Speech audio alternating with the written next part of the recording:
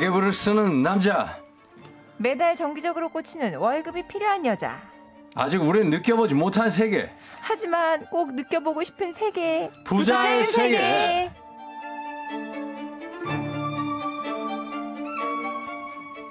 이 구역의 부자 꿈나무 방송인 서현진 씨, 은행원 출신 금융 유튜버 손희애 씨 어서 오세요. 안녕하세요. 반갑습니다. 예, 우리 서현진 씨는 네.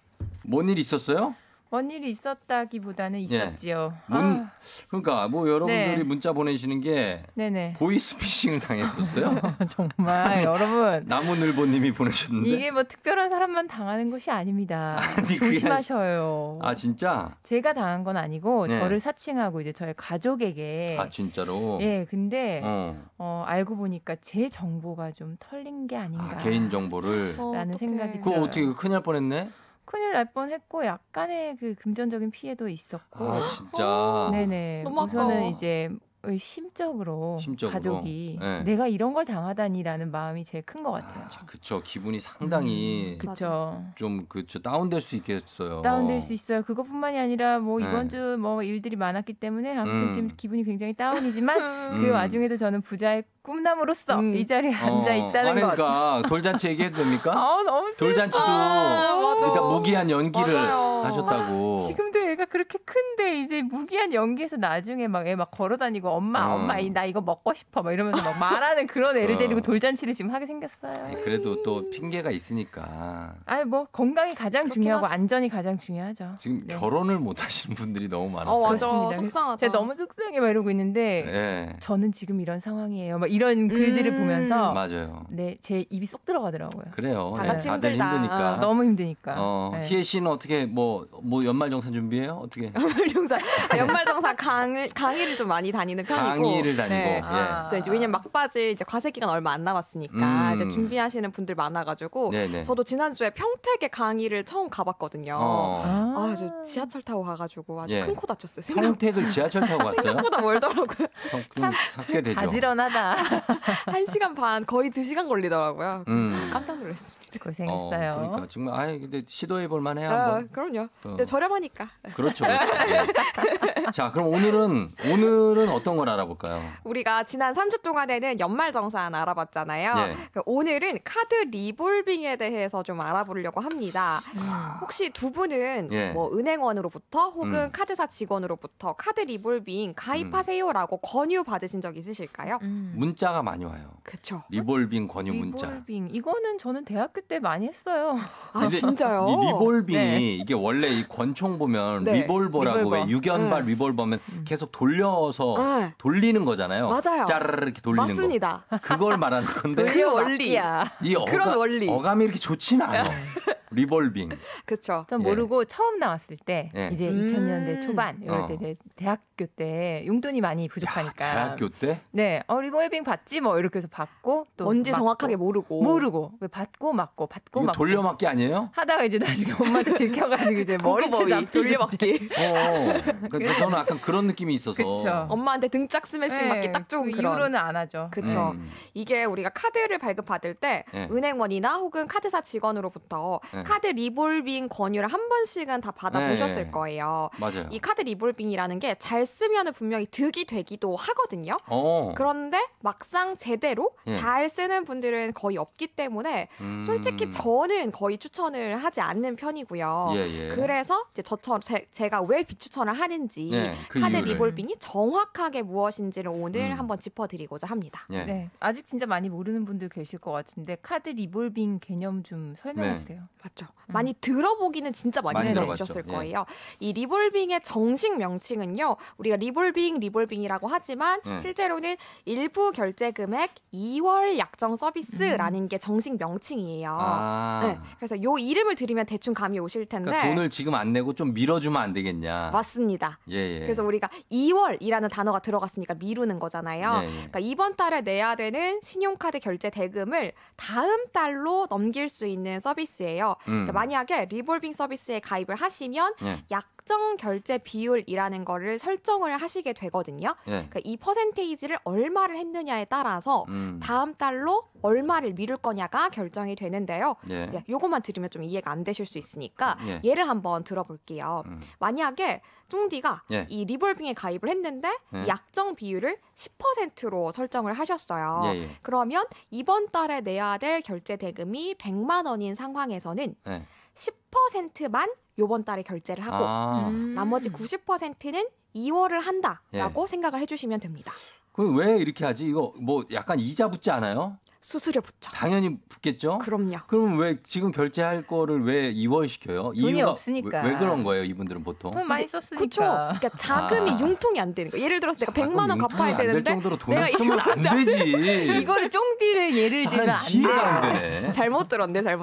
예, 그래서요. 아무튼 예, 10만 원만 결제라고 맞습니다. 저 다음 달에 90만 원은 낼게요. 네, 맞아요. 그렇게 한다는 거죠. 예. 그러면은 그렇게 10%면은 10만 원 내면은 약정 결제 비율이 만약에 뭐 100%다. 그러면 전부 다 하는 거예요. 네, 그러니까 100% 같은 경우에는 우리가 이번 달에 그냥 제가 100% 다 결제할게요라는 얘기예요. 그래서 카드 리볼빙에 가입이 돼 있다고 해서 무조건 일정 금액을 다음 달로 미루는 게 아니고 이 약정 결제 비율을 100%로 설정을 해두었다면 가입은 돼 있지만 일단 2월 하는 금액은 없는 겁니다. 그렇죠. 100%면. 그렇습니다. 근데 이게 수수료가 도대체 얼마길래 이걸 권유하는 거예요? 그 은행에서? 맞아요. 이게 쫑디도 문자를 받았다고 하셨잖아요. 받았어요.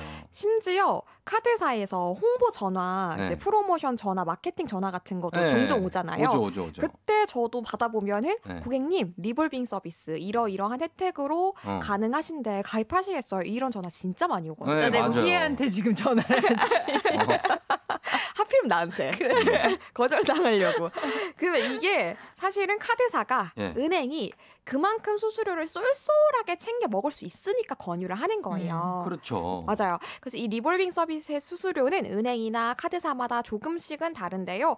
요 수수료일 뿐만 아니라 얼마의 금액만큼 리볼빙을 할 수 있는지도 고객마다 다 달라집니다. 예를 들어서 모 카드사의 리볼빙 수수료율은 적게는 10% 중반에서 많게는 최대 연 23.5%거든요. 오, 이렇게 높아. 엄청나죠. 어이가 없어서 웃음이 나오네. 23.5%요? 네. 그러니까 이게 얼마큼 큰 거냐면 우리가 연체하면은 보통 수수료 많이 문다 이렇게 생각하잖아요.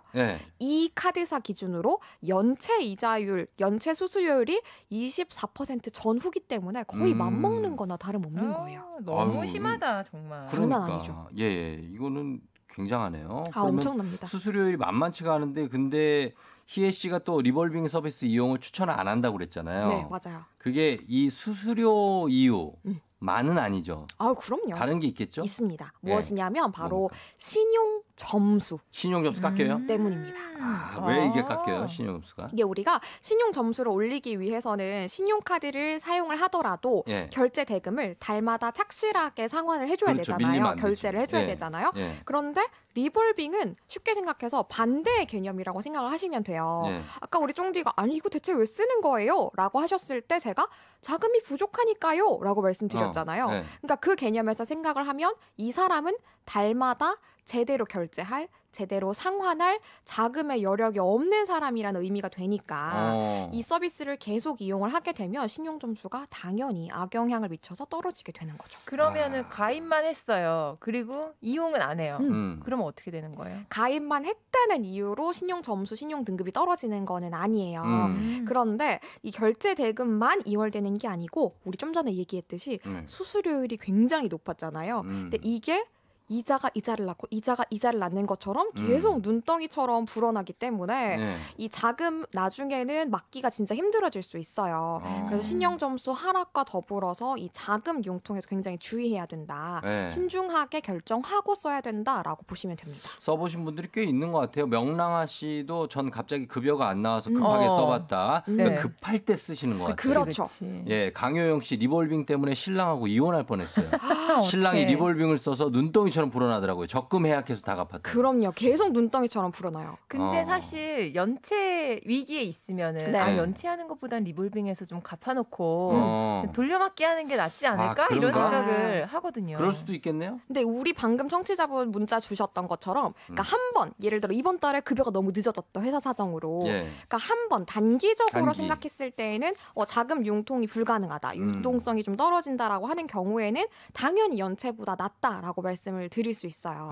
그런데 장기적으로 이 리볼빙을 계속 이용을 하게 된다면 앞서서 말씀드린 것처럼 리볼빙의 기록이 계속 쌓여서 신용 점수도 많이 떨어지고 이 수수료율도 계속 쌓이기 때문에 결코 장기적으로 봤을 때에는 연체보다 나아요라고 말씀드리기가 힘든 거죠. 그렇군요. 예, 이 리볼빙 서비스라는 것은 은행 쪽에서는 굉장히 이득이 되지만 사용자 입장에서는 좀 신중하게 결정을 해야 되는 매우 신중하게. 것 같습니다. 예, 그리고 저는 무엇보다도 돈이 없으면 쓰지 마라. 그래, 우리 엄마가 나한테 했던 얘기예요. 돈이 있으면 쓰는 건데 저는 돈이 있어도 쓰지 말자주의거든요. 있어도 안 쓰는데 없는데 쓰겠습니까? 아니 그래도 살다 보면은 예상치 않은 지출을 해야 할 때도 있고 뭔가 내가 돈을 써야 할 때도 있고 서현지 씨 만약에 그 본인 앞에 갑자기 공돈 100만 원이 딱 떨어졌어요. 그럼 딱 무슨 생각부터 해요? 그러면 너무 신나니까 친구들한테 한턱 쏴야겠다. 그러니까 어떻게 쓸 생각부터 하잖아. 쏜다. 100만 원이나 얻었는데 공짜로. 나는 이걸 어느 은행에 저금할지부터 생각을 해요. 어디가 유리할까? 아니면 훌륭해. 현금으로 갖고 있을까? 정말 훌륭해. 우리 정다은 씨 결혼 잘했네. 발상부터가 달라. 아니. 알겠습니다. 자, 오늘 부자의 세계 오늘 카드 리볼빙 서비스에 대해서 알아봤고요. 여기서 음악 한 곡 듣고 계속해서 이어가 보도록 할게요. 자, 좀 우리가 변해야 됩니다. 그럼요. 예, 조금 오늘부터 변해야 됩니다. 다 같이 변화합시다. 여자친구. 연사처럼. 여자친구. 오늘부터 우리는. 여자친구의 오늘부터 우리는 듣고 왔습니다. 오늘부터 우리는 리볼빙을 자제하겠다. 변하자. 멀리하자. 좀 변하다 이런 겁니다. 자, 오늘 조우종의 FM댕진 4부 부자의 세계에서 방송인 서현진 씨, 은행원 출신 금융 유튜버 손희애 씨와 함께하고 있는데 청취자들 질문 한번 전격적으로 좀 봅니다. 7943님. 그럼 어플로 카드 이용 내역 보면은 분할 납부하기라고 돼 있는데 그게 리볼빙인가요? 아닙니다. 분할 납부하기는 말 그대로 쓰신 거를 그냥 나누어서 납부를 하는 거지. 이 리볼빙은 아예 이제 다음 달로 미루시는 거. 그런 겁니다. 신은아 씨 카드값을 결제일보다 좀 일찍 내면 신용도에 도움이 되나요? 뭐 한두 번 했다고 해서 바로 이게 신용도가 좋아지고 그런 건 아니지만 장기적으로 계속 요 내역들이 쌓이게 되면 이 사람은 좀 이런 자금 융통이 잘 되는 사람이네라고 인식을 하게 되죠. 김지혜 씨는 전 리볼빙 가입한 적이 없는데요. 카드 이용 내역 보면 리볼빙 예정 금액 이게 나와요. 저도 봤어요. 그러면 가입이 돼 있는 거냐고. 가입이 되어 있는 거일 거예요. 진짜요? 이게 실질적으로 진짜 인터넷에 조금만 쳐보셔도 저 리볼빙 가입한 적 없는데 가입되어 있어요 라고 얘기하시는 분들이 뭐야, 나도 사례가 너무나도 많아요. 그래서 제가 실제로 너튜브에서도 여러분들이 혹시 나도 모르게 가입이 되어 있을 수 있으니까 반드시 점검을 해보세요 라고 말씀을 드렸을 때 댓글에 저도 그래요 이런 분들 너무 많았거든요. 진짜? 그래서 꼭 한번 점검해보시고 혹시 내가 안 쓸 것 같다 하시면은 그냥 또 이게 있으면은 괜히 믿고 이번 달 한 번은 좀 쓰지 뭐 이렇게 될 수 있거든요. 이거 카드 명세서 보면 나와요? 네. 거기 뭐 내가 가입된지 안 됐는지. 근데 가장 정확하게는 앱을 보시는 걸 추천드립니다. 앱을 보면 나온다. 알겠습니다. 자, 지금 저희가 그리고 지금 준비하고 있는 게 하나 있는데 이거 여러분 꼭 들으셔야 됩니다. 메신저 피싱 저희가 아까 얘기했잖아요. 현진 씨. 네. 그래서 우리 오늘 일주일 지출 내역 대신에 메신저 피싱의 유형에 대해서 오늘 완전 분석을 해봅니다. 나는 안 당한다라고 안일하게 생각하시지 마시고. 그럼요. 요즘에는 다양해요. 자, 그래서 그 유형 그렇죠. 지금부터 알아봅니다.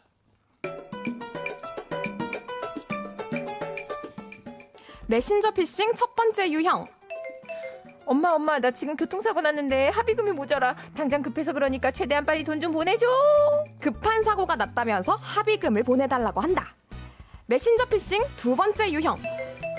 이거 영화 시사회 초대권이야. URL 눌러가지고 들어가면 돼.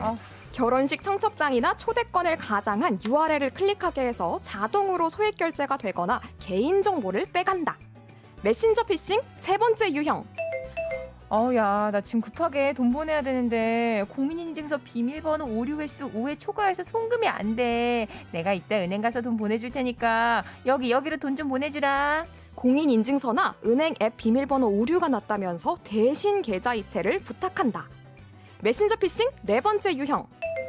희애 씨, 내가 시간이 없어서 그러는데 상품권 사서 뒤에 적혀있는 핀 번호 좀 찍어서 보내줄래? 핀 번호만 있으면 현금화가 가능한 문화상품권이나 상품권 카드를 대신 구매해달라고 한다. 요렇게입니다. 메신저 피싱 유형 4가지 대표적으로. 자, 이거를 전화통화가 아닌 메신저나 SNS로 사칭을 해서 요구를 하는데 이게 좀 친한 사람. 네. 그런 문자로 온다는 거죠. 가족인 경우가 많고, 이게 예. 핸드폰이 고장났다. 예. 고장나서 맡겼을 때. 맡겨서 PC를 통한 문자밖에 안 된다. 아. PC를 통한. 그럴 때. 뭐 이런 치밀하다. 치밀하게. 그렇게 많이들 하시더라고요. 아, 그리고 지금 전화를 내가 맡겨서 네네. 안 된다.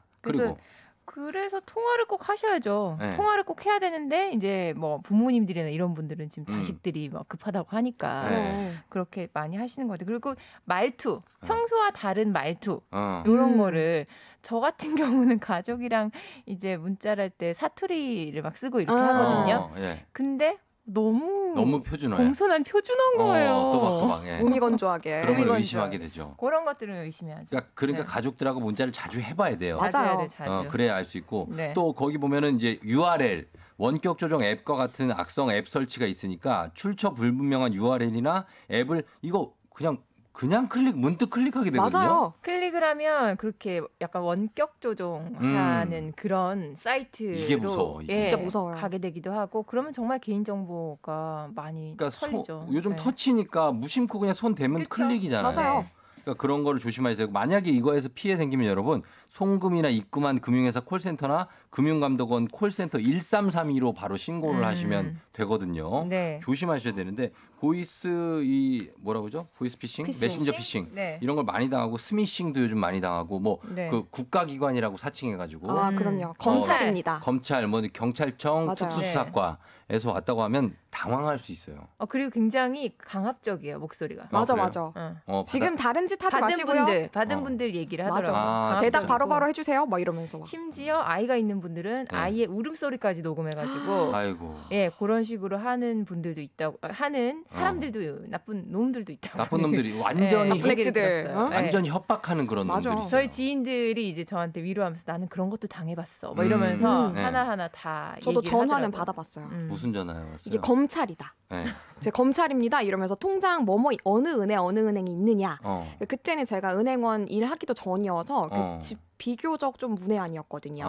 그래서 막 특히 어리면은 또 막 당황할 수 있잖아요. 강압적으로 얘기하면은 어디 있고요. 그런데 사람 봐가면서 해야지. 근데 그 사람이 김이 샜어요. 왜 샜냐면 돈이 없을 때였어. 한 만 얼마 있다 이러니까 갑자기 막 황급히 끊더라고. 취준생 시절이었나 봐요. 맞아요. 저는 이렇게 땅을 사라는 전화가 와요. 그것도 보이스피싱이에요? 아니, 사장님 좋은 땅이 있어요. 땅 한번 보세요.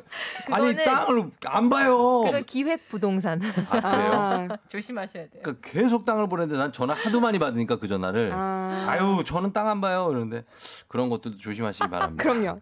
예. 나는 아닐 거다 하는 게 제일 안 좋은 거. 아니 그리고 전 한마디만 하고 싶은 게 혹시 당하시더라도 너무 자책하지 않으셨으면 좋겠습니다. 맞아.